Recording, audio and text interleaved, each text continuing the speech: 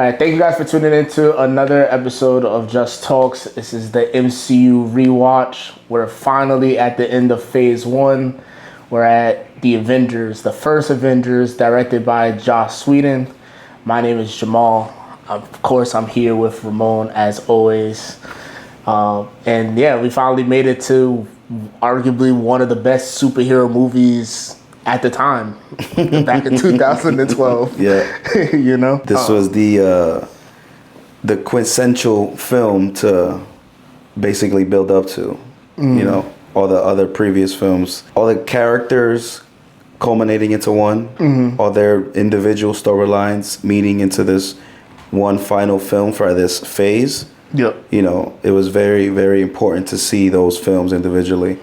Yep. Because what makes the I guess the stakes for this film really that much more emotional, much more higher in that sense. So I think like this was the movie of the decade for sure. Yeah, for sure. Cause like even like going into this movie, right? It was definitely like a dream for them to get to this point, you know. And they probably didn't see. I mean, with the money coming in, obviously they probably were planning for the next phase to come, but they probably didn't have an idea that this might be the end.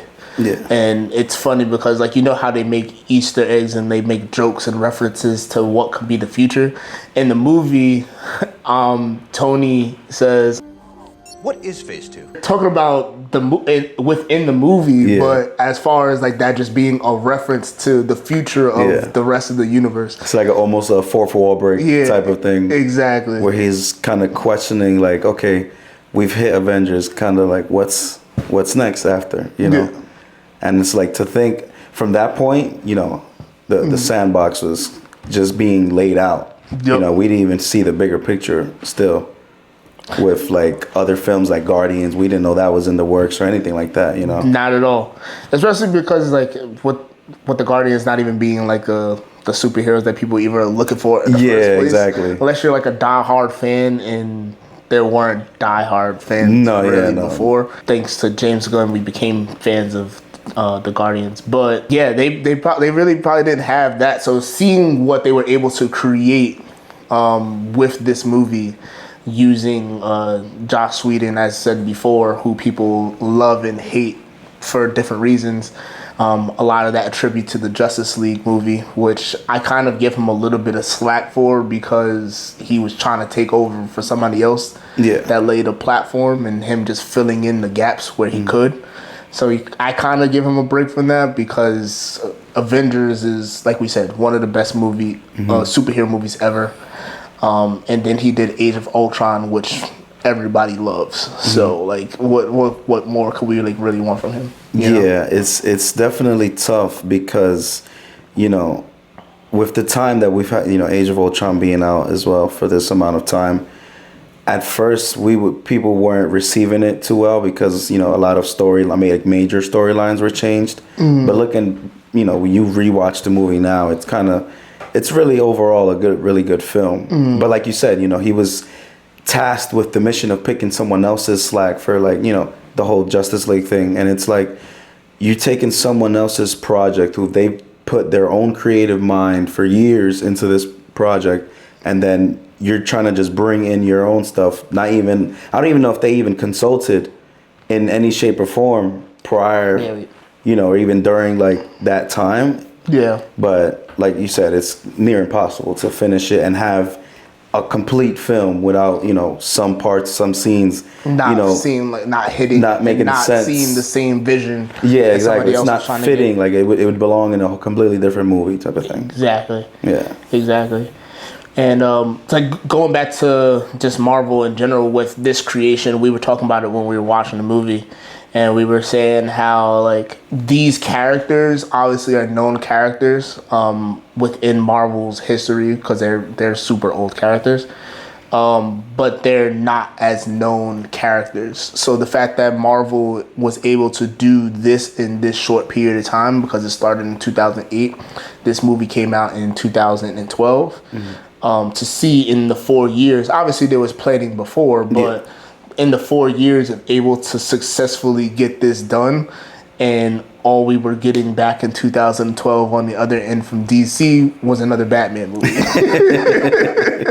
Which, wasn't bad. No, I mean, it's also considered one of the best comic book movies. If you can have that conversation of where stuff ranks. Yeah. And people do that all the time on TikTok 100%. And Instagram. But that was another movie, because if I'm not mistaken, that was Dark Knight Rises that came out in 2012. So when people talk about that year, it was a very good year for superhero movies, because if I'm not mistaken, right around that time, I believe The Amazing Spider-Man came out 2. Part 2 or part? It might have been 1. I think 1. Yep. Yeah. I can see that. If anybody in the room wants to fact check me on that. I can see that being part 1 being around that time. It was definitely during that summer. It was around that same period time frame. So, but yeah, jumping right into the movie. I mean, we're kind of going around a little bit, but the movie, the premise of the movie is trying to bring this team together, something that Nick Fury has been doing from the first Iron Man movie and alluding to it in every post-credit scene. And some scenes within the movie that they were doing, it was the Amazing Spider-Man 1. Yeah.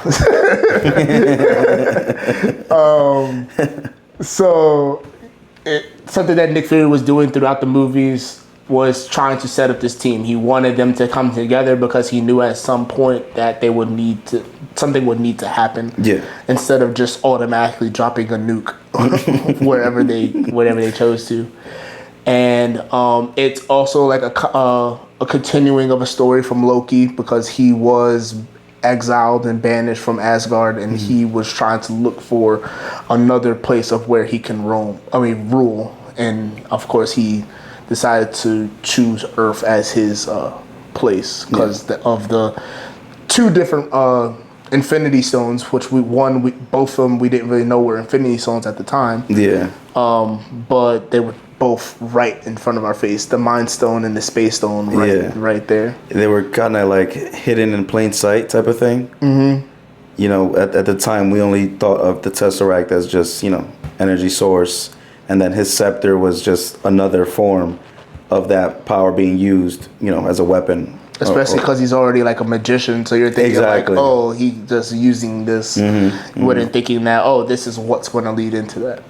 And as I always like to say in these like reviews, a lot of what I'm saying is based specifically off the movies. Yeah. Because I know people are going to say, but in the comic books, we're talking about the movies. Strictly MCU stuff. So, you would think that, okay, maybe this is part of this, you know what I mean? That he's able to use that and control people's minds. And the movie starts off with him, as we saw at the end of Thor, Celtic, that's the name of the scientist, right? Selvig. Yeah. And Fury were still trying to figure out how to control and work with the Tesseract, and they basically summoned Loki, which at the end of Loki, he probably summoned himself, probably. Yeah, looking back into the series, he kind of just, placed himself there at the right time. Yeah. At the end of Thor, we kind of see him like in Selvig's reflection. Mm-hmm. So we don't know if he fully had like still control over him, or if he was just like really shadowing him without him, the Doctor realizing it. Exactly. And that just, they start Avengers with that, and it makes it for like a smooth transitioning where it kind of just like, it basically sets up the blueprint for how the entire MCU is going to work for the next 20 years, Mm-hmm. You see the phase 1 leading into Avengers, every end credit scene led to the next. Mm-hmm. So that just, that leads for us one big clue, when we see Thanos at the end, we're actually going to see that in phase 2. We just don't know how. Exactly. So that just leaves that door open for the bigger world to enter. Because a lot of this movie, which we're going to get into, did set up the steps for what they kind of like lean into. Because in the forming of the team, when they finally got everybody together on the helicarrier, because they went to the different places and got everybody from from everywhere, wherever they were at the time, they kind of were butting heads with each other. You see like the conflict of them not really seeming like they're going to be able to come together as a team. They all like bantering and bickering with each other back and forth. The egos colliding. Like even like with Cap and Tony saying like, Put on the suit. Let's go a few rounds. literally leading up to what we would see later on in Civil War. They were hinting towards that from the very beginning. Even all of them fighting each other, you know? I mean, Cap and Iron Man didn't fight in this movie, but we see Iron Man fight Hulk. I mean, not in this movie. Iron Man fight Thor is what I meant. And then we see Hulk and Thor fight each other. We see Natasha and Barton fight each other, which some of these fights we do end up seeing in Civil War later on, because you see, not that they're picking sides here in this point of time. It's just one big foreshadowing for what's next. Exactly. But leading in towards them summoning Loki. Loki takes control of Selvig, and he takes control of Hawkeye or Clint Barton. And Loki just puts this plan in motion that he's, like what I said already, that he's trying to take over New York. They come up with this plan to try to split, divide and conquer, as they said in the movie.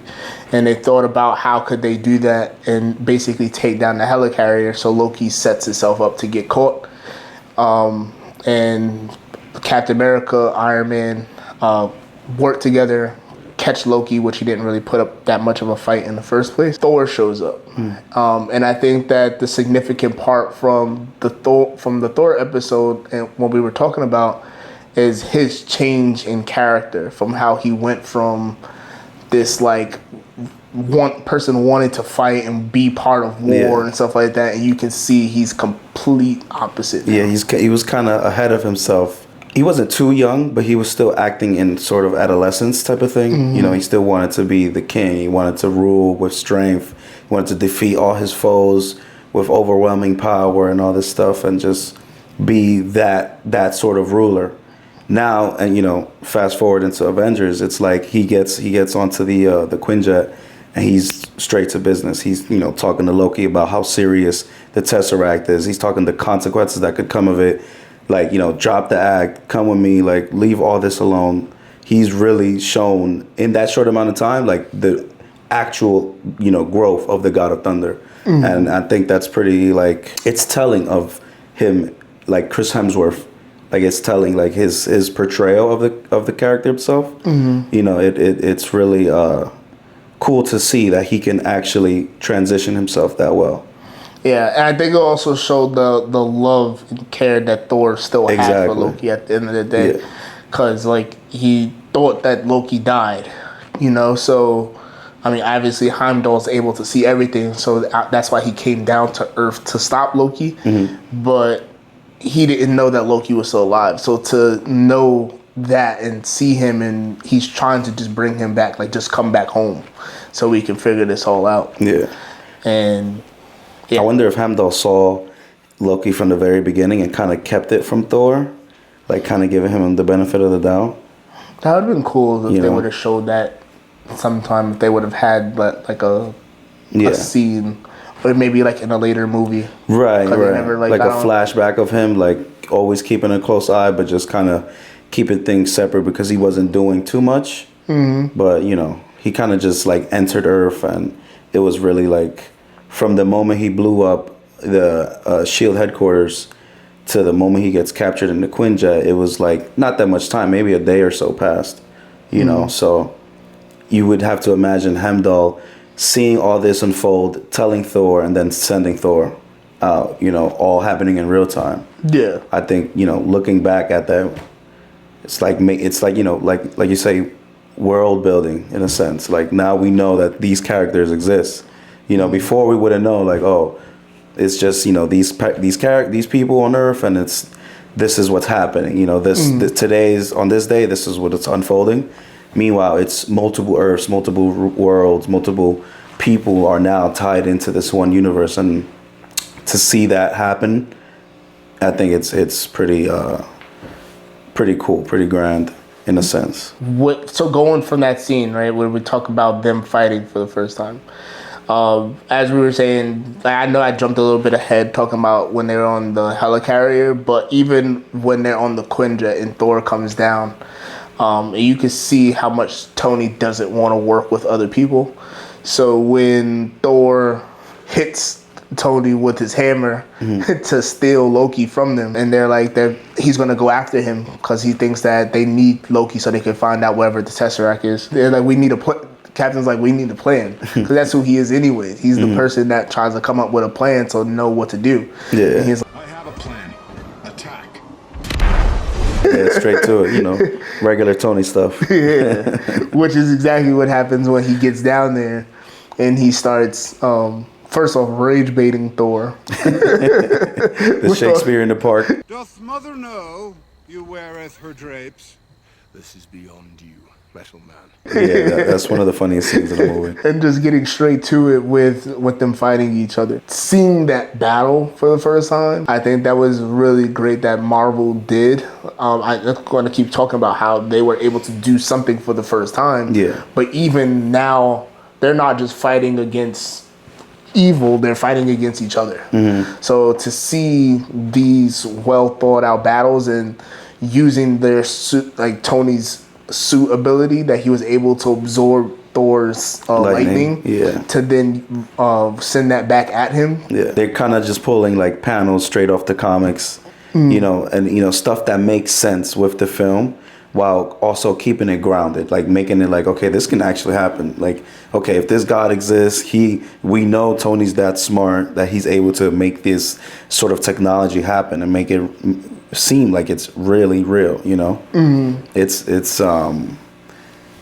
funny to see these things happen, but then you sort of think like, what if it was actually real? What if we really had like a suit like that would be able to absorb?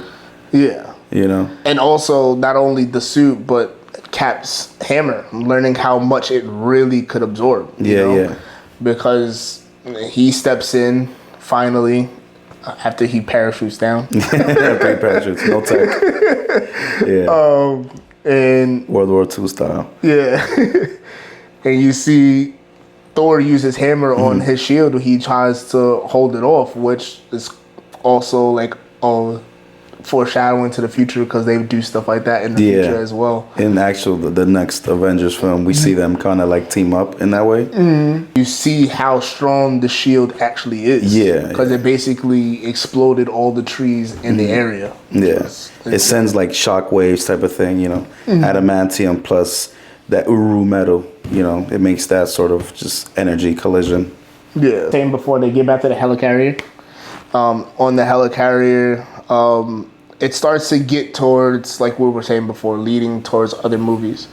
And Fury explaining that he had, like, Tony noticing that Fury has secrets on top of secrets, saying that he's the spy of all spies, that his secrets have secrets. And Tony, like, hacking into everything on the helicarrier so he can see what else that they're actually looking at, which is probably also how Tony was able to see so much other shit for the future of the MCU. Yeah. Like, he probably knows so much. Like, he probably has an idea of, like, Wakanda or what's going on with Namor and stuff like that, because that stuff was going on for ages, even though that's way in the future. But he had all those files. Yeah, Shield has everything. So he probably had a sort of an idea of even Captain Marvel. Possibly. Even though Nick Fury kind of kept that close to the hip, there was still some sort of trace somewhere. In there. At least Kree tech of some sort. Something. Yeah. And he kind of puts the bug in Cap's ear, and it made Cap go and look around the helicarrier, and he started to find stuff on the ship. Like, he sees like some of like Hydra's weapons and tech that they had from when he fought them in World War II. That's also a hint towards what comes next in the MCU when you get to Winter Soldier, which is one of my favorite movies. Yeah. Because you don't know who to trust, and that was the whole big theme of that movie, which you kind of get that early now. That even Shield himself still has like the essence of Hydra within it, like in its dark, like you said, secrets within secrets. Exactly. setting. It's kind of planting the seeds, these little for the future of the MCU, like you say. Learning how people want to use Hulk and that he wants to be separate from everybody. You kind of already started to get that, which does lead into what happens at the end of Age of Ultron when he kind of ships himself off to wherever he ends up going, which we find out later. He's on Qatar, but all like the other references that we'll continue to get with Tony and just him as a person and seeing him change every step of learning that he has to become that leader figure. Yeah. Even when he was having that discussion with Cap. I've seen the footage. The only thing you really fight for is yourself. You're not the guy to make the sacrifice play, to lay down on a wire and let the other guy crawl over you. I think I would just cut the wire. You know, at the very end of the film, he's the one literally carrying a nuke into the wormhole of space, not knowing what the heck's gonna happen after that. The moment you pass that, you know, that wormhole. So that just shows like he is ready for that next challenge. Yeah. At the same time, it's just fear from what's really out there too. Yeah. So speaking of like the references, right? With like Tony and stuff for the future, and the next movie being Age of Ultron, and they're talking about why Nick Fury was even trying to figure out the Tesseract in the first place. And he said because of Thor. And when he came to Earth a couple years before, and the Destroyer came and they didn't know what was going to happen. But he's basically a nuclear weapon in himself, right? Tony, I see a suit of armor around the world. Like, I need to be able to work for that bigger play of what is going to happen moving forward. And I just think that all those references to like all the things that they're doing in the MCU was extremely fire. Like the things to set up, even though who knows if they knew that's exactly what they were going to do. Yeah, it's still amazing to see. Even like you say, even if they wasn't the plan, to see it all honeycomb into what we have now, it was very well use of the information that we have at hand. Which is, it just goes to the part like Marvel themselves, they show that much care for the storyline. Just at the end of the day, they had to get Tony Stark, RDJ back for Doomsday, so that shows how much they care for us, even as the fans, or as the audiences, you would say, watching these films, anticipating the next one and the next one and the next one. And the next one. While all of that is going on, Loki and Barton, who has been brainwashed this entire time, start to put their plan into motion. They put that, what they've been already scheming, and going back to the scheme in the first place, you can see it in Loki's face the whole time. Like when he gets captured, you can see him smiling. He's getting escorted through the helicarrier. Every single person gets a smile. It's like why is he so happy to be here? Yeah, literally. He had this mastermind plan and he's happy to be, like, it doesn't even make sense. No one saw it because, again, this is you're assembling so many egos into this one room. It was, the odds were impossible, and Loki betted on that. So. Yep. He saw it through. He definitely saw it through. And with the plan being put into motion, it's the Avengers' first time having to actually work together as a team. Everybody has their own thing, whether they realize it or not. They all have a goal that they're trying to accomplish. Cap and Iron Man are working together, and that starts to show slowly but surely shows their growth together because they become such close friends. And them trying to actually make sure the helicarrier stays in the air, fixing the engine so it stays flying. Natasha has the role of also helping out with all like the smaller stuff that's going on, because she's what more can she really do? I mean, and you put a room with regular guys, she's gonna come out winning. Exactly. But when you look at the rest of the roster, of course, because with Barton on the ship, somebody has to be the one to combat that. Exactly. And she's that person. And Thor is trying to, somewhat as much as he can, contain Hulk. Who has now raged out. for the first time in the movie, which his transformation, which you were making a mention for, in reference to the Incredible Hulk. Yeah, it was when because he was the whole time they were trying not to get him to transform, but even right before we fully get into the green Hulk mode, he looks at Natasha and you see the emotion on his face. He's like, damn, I'm back to square one. And, he drops to the lower level of that little area. He goes into full Hulk mode, and then we see like the lights flicker on and off. It gets kind of shadowy. The steam starts rolling in, and you only see his back, not his full face just yet. So it's kind of almost like a reference to the Incredible Hulk film with Edward Norton, where we see him first get debuted in the soda factory, and the entire scene is just shadows, agents with their night vision goggles, lasers going on, steam everywhere, so I thought it was like a little, to me at least, it looked like a little nod towards that film, but then we get the quick Ruffalo turnaround, and he gets, literally starts chasing down Natasha right before, he takes her down. Thor comes in, tries to, like you said, contain the situation, but even then, he's going toe to toe with the Hulk. It's not an easy thing still. No, not at all. And I'm glad that they did that, because thinking about that, we get to see them fight twice in the MCU. Yeah. Because then they get to fight later on. In Ragnarok. Ragnarok. Do you think that some of the references that they showed with, like, Natasha having to be the one to go get Hulk in the first place, or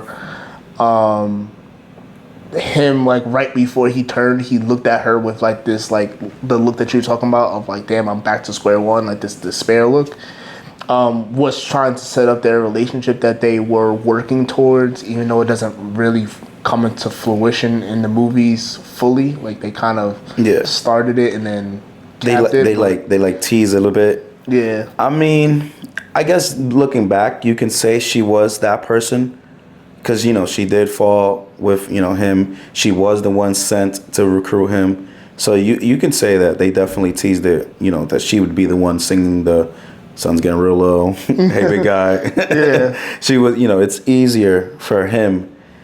I guess they definitely picked up early on the chemistry these two characters had. So Natasha would be the easy choice to be the one for Hulk. Yeah. To see that friendly face when the battle's over, quote unquote. At the end of this Battle of New York, it seems like he does have like some sort of a little bit of control on it. It's not super hulking out 24/7. It was able to stand there. It was able to sort of communicate with them, whether it's not talking or not. But as we progress with the films, it sort of gets harder to do that, which hence the lullaby comes in. It's sort of like a failsafe. I just hate that they nerfed him. I wanted to get to this later so we can, because of his like awesome moment that he ends up having. But the fight scene with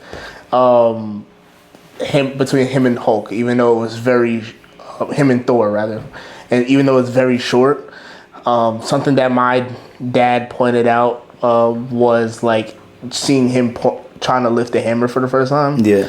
And seeing how like him actually like struggle to try to pick the hammer up. Yeah. Because in the comic books there is a version when Hulk does actually pick the hammer up. So that was a cool like nod. It was like a nod to that. It was like we're almost there, but not there yet.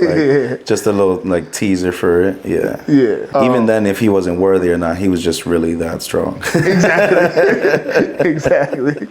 Which is insane to think about. Yeah. Everybody starts to get split up all across. And Phil Coulson, who has been in all of these movies so far leading up to now, helping the Avengers get set up, laying those like those legs for that to grow, right? And you see him die. Loki ends up killing him.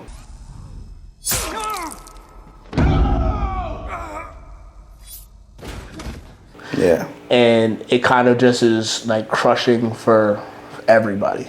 You know what I mean? Nick Fury uses that opportunity to basically rally the team together. Yeah. At this moment, they are separate. This is what they needed to be able to come together. The people that are still left in the area because Hulk and Thor are gonna show up regardless. Yeah. But to stop Tony and Cap from arguing with each other, and not that Natasha and Barton really needed that convincing. Yeah. But it forced them to at least try to work together for the first time. It was a touching moment because of when you're growing with these characters. Yeah. That was kind of like one of the first real deaths. Yeah. I don't think anybody was expecting that when it happened the first time.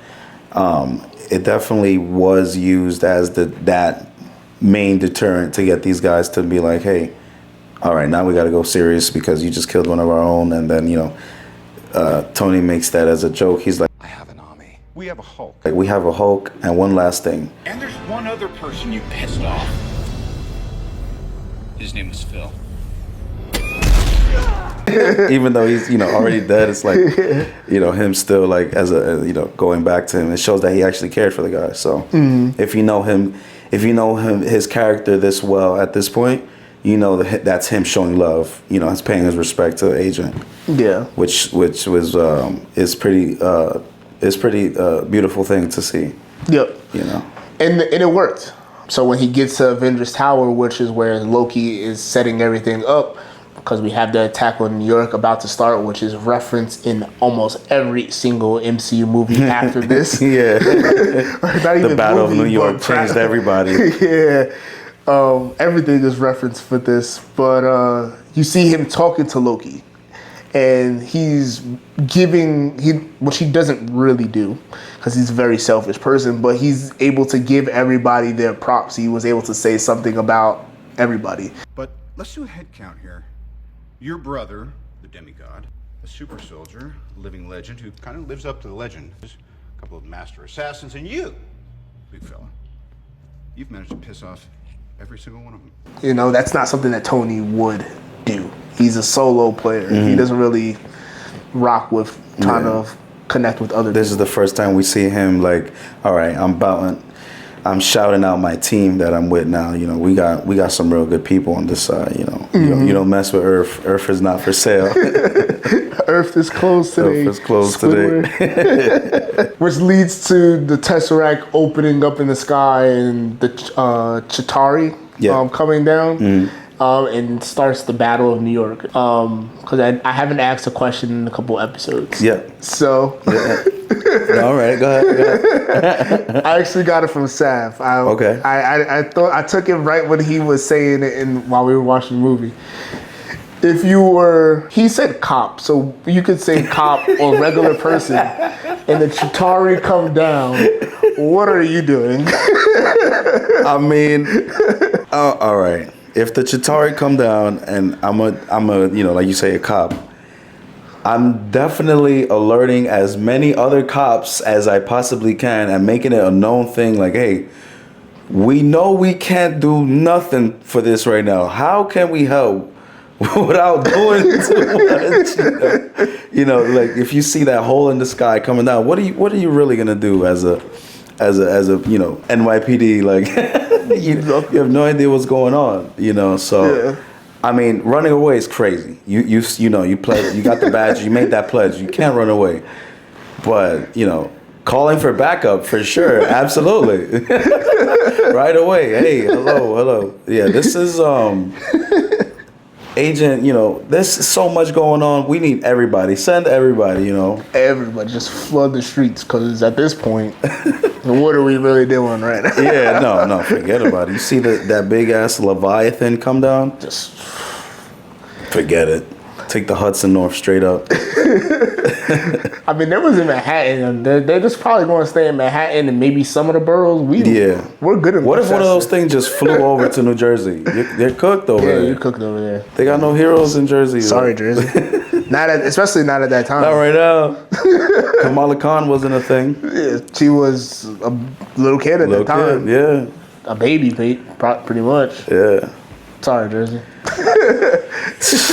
Sucks.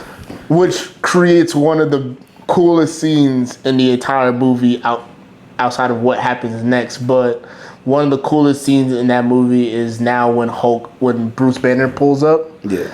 And we talked about how Tony was trying to get him to turn into the whole throughout movie. the whole film.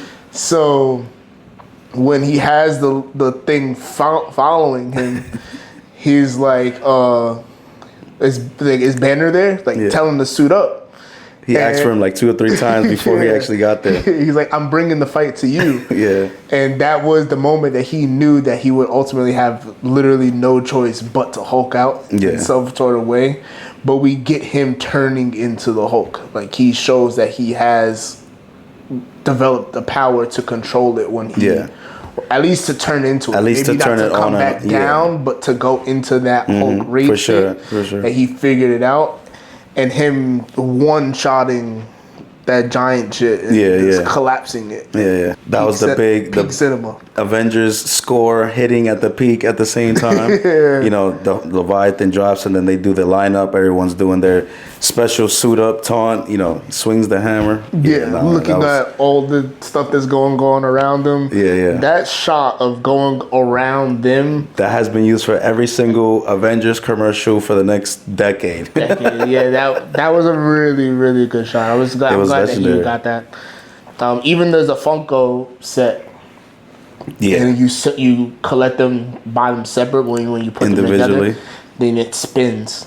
Yeah, that's like $100 set right there. Yeah, if you buy piece by piece. Jesus. Probably by now the sales probably went up. It's probably worth a lot more. I wouldn't doubt it. Yeah, but you see now they're officially working together to get the plan going. Cap gives everybody a job of what to do.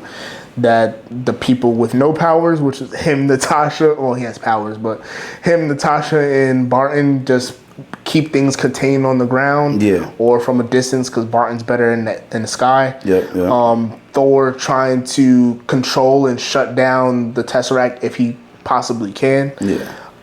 He was told to like bottleneck the wormhole or whatever, which he was. It was cool to see him actually use his lightning powers to that extent. We haven't seen him use that in like his solo film. Like he was using it on the Destroyer, right. But to see him use like the Chrysler building as like a conductor, that was pretty cool. Yeah, and then he doesn't really use. Well, we're gonna get to Thor: The Dark World, but I don't really remember him really using it that much, and I don't remember him using it that much in Age of Ultron either. Like his lightning powers, he basically used like brute strength in those 2 movies. He starts to use it more when we get to Ragnarok and Infinity War, but like. So it's good. It was cool to see that he has like that second awakening during those films, where he remembers he's the, his dad has to tell him he's the god of thunder, not the god of hammers, which makes sense. Like this whole time, he only gave him the hammer to channel that energy, but he himself has been the god of lightning or god of thunder. Sorry. No, So which eventually, obviously, they of course win. They're the Avengers. They're the Avengers. And they finally capture Loki and shut. But before that is able to happen, like we were saying before, Iron Man sacrifices himself, and he catches the nuke because the leaders of S.H.I.E.L.D., like the council, the World Council, they didn't really agree with the idea of letting the Avengers try to handle this on their own until they shoot that missile nuke at New York, because they felt like that would have been the only way. And Tony catches it and brings it into space, and ultimately he's able to see everything that's going on, which foreshadows the future of the MCU, as we've been saying over and over again. But he can see what is to come next. Like he can see that we're gonna have to prepare for this otherworldly shit. Yeah, they're really not alone. Like there's a big threat outside, and they're gonna need a really, really big shield. Exactly. Which is, it sets the tone for his, I guess you could say, his second character development arc. Because if you watch all these films, Tony goes through many different character changes. Him becoming Playboy into Iron Man, that was the first change. Now moving forward, wormhole and forward, this is a whole nother character change he's about to go undergo. So that scene alone is very, very important for him character-wise, And now with the character-wise, it got to that point of what Cap was saying in the beginning of the movie about like you not being the one to risk your life, and at that moment, he accepted his fate. At that point, he became that guy. Yeah. Literally. He knew that like this could be potentially the end for me. I mean, obviously he wasn't. Luckily, he gets caught.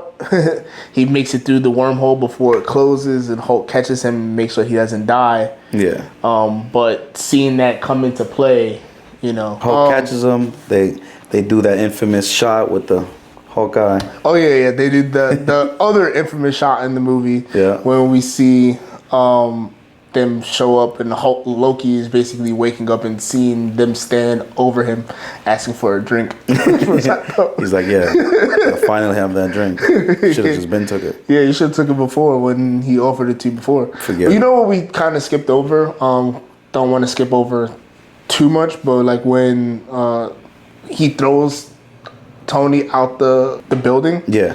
And he uses that new tech as a suit up. Yeah. Of what we noticed for every single movie with Tony, with his new suits as an inventor, as this genius mind, he tries to adapt every single time. Yeah. So he adapted to like what he need to make the suit a little bit more durable, and then make the suit like mobile. Yeah. And then you see now what happens in the last movie when he fought Whiplash. Yeah, it was very difficult to get into the suit. Yeah. So now he has the bracelets that he was able to use to come to him. Yeah. Instead of somebody having to bring him a briefcase. It's crazy to see. He's always adapting to the next threat. Yeah, and then we're gonna see in later movies he develops the nanotech. The nanotech, finally, which is just like it's always there. Yeah, a little tap, and he's good to go.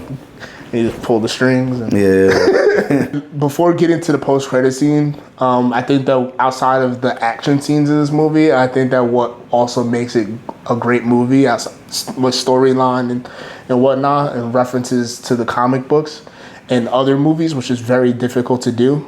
I think that one of the biggest things is the jokes that they put in the movie. They were able to balance that extremely well and not make it like too corny. It made it very subtle. Like the joke with Nick Fury and Cap saying like, I'm sure that I can show you that you could see something that you've never seen before. Yeah. And he's like, there's no shot. I'll bet you $10 on like, it. I'll bet you $10, and then they get on the helicarrier and it flies in the sky, and then they don't say anything. He just pulls the money out of his pocket and hands them the $10. Nick looks at the money, laughs, and puts it away. Like, yeah. Or like when Tony comes onto the ship and he's talking to everybody, and he points out the guy playing Galaga. That man is playing Galaga. Thought we wouldn't notice, but we did. And then later on, we actually see him playing Galaga. Yeah. Like that. It was like was the funny. little jokes. Yeah. They did well with balancing while also keeping the actual plot serious enough to make it an Avengers level film, you know? Because now we've hit that point where you had your solo films, and now we got Avengers level film, you know, to just close phase one off. And I think it was done pretty well, if you ask me. For sure. I think it's watching it back, and being that I've watched some of the other movies a lot more recently on a constant basis, because I love Infinity War. That might be top 2, top 3 movies of all time when it comes to comic books. Yeah. Oh yeah, no, for sure. Yeah. Comic book as a whole, definitely top 10s for sure. Yeah. So seeing that, you can see where this had that ability to be such top tier. And then just like you said, cap off whether it was we know that now that it was going to lead to other movies, but we didn't know what it could lead to. Outside of the fact that them leaving us with the post-credit scene of them hinting towards Thanos, because they show a glimpse of his face. Yeah, and then what you were saying with the other says he's like to court, or he's basically telling them how we failed. He's telling Thanos like to challenge them is to court death.